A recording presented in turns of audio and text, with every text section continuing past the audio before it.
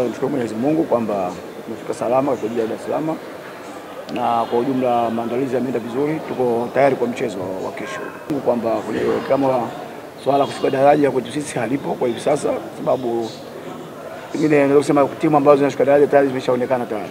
Zimeshaonekana. Kikubwa ni kwamba hatuko katika nafasi nzuri sana, lakini tuko kwenye nafasi ambazo tunapambana. Karibu kila timu inapambana kuhakikisha kwamba inatoka chini kwenda juu, na kwa hiyo sisi kama ulivyosema jawa sehemu nzuri sana kubaki kwamba tuko kwenye msimu ujao, lakini nasema bado ndio mapambano kwa sababu ligi bado tuna mechi 4 mkononi. Kwa hiyo bado nafasi tunayo ya kuhakikisha kwamba Pamba inabaki ligi kuu. Fahamu kwamba ni mchezo mgumu kwa sababu tunakutana na timu ambayo ni nzuri, imefanya usajili mzuri na heshima kwa hiyo, lakini kikubwa ni kwamba na sisi pia tuna timu nzuri, tunaandaa vijana vizuri. Basi naamini kwamba kesho kama watafanya yale ambayo tumewaelekeza, watu wategemea kuona mechi moja nzuri. Hakuna kingine. Tunapokutana timu nzuri sote hapo ujipange vizuri.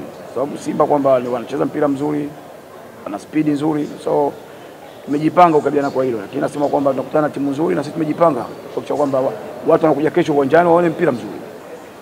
Mbali ya mazoezi, kufanya mazoezi kwa bidii, pia unajenga kisaikolojia kuhakikisha kwamba kiakili wao timamu vizuri kila wakati. Unajua wanapocheza mechi za mwisho kama hizi mara nyingi wenye kuamua ni players wenyewe. So tunawajenga kwa hilo kuhakikisha kwamba kila mchezaji anapata nafasi, hakikisha kwamba anaipigania Pamba. Hakuna kingine.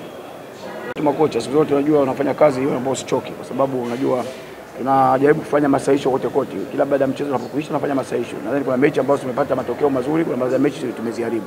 Na kama ulivyosema kuna baadhi ya mechi tumetengeneza nafasi ya kuzitumia vizuri. Kwa hiyo kila wakati kwenye mazoezi tunafanyia mazoezi, mambo ya finishing tunafanya yote, tunafanya kazi. Kikubwa ni kwamba tunapoenda pale uwanjani kuhakikisha kwamba mchezaji anatimiza yale ambayo tunafanya kazi kwenye mazoezi. Kikubwa kwamba kwanza naweza kusema kwamba napenda kuambia wananchi wetu wa Pamba ambao wako Dar es Salaam mikoani watuombee dua tufanye kazi vizuri kesho, na wale ambao wako Dar es Salaam kesho kama kawaida yao wasichoke, waje kwa wingi uwanjani kuja kutupa support.